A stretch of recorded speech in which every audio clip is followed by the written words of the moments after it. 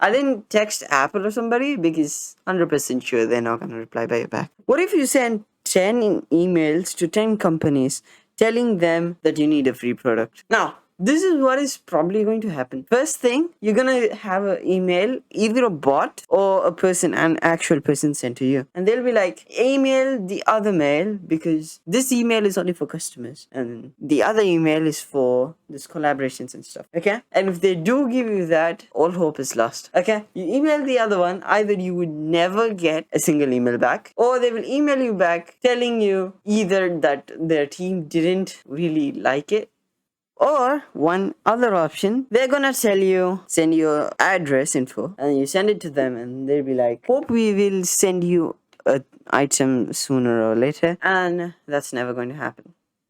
But one company in here which I would love to say that this company did a great job telling me that at least you have to have 500,000 subscribers. Not 500,000.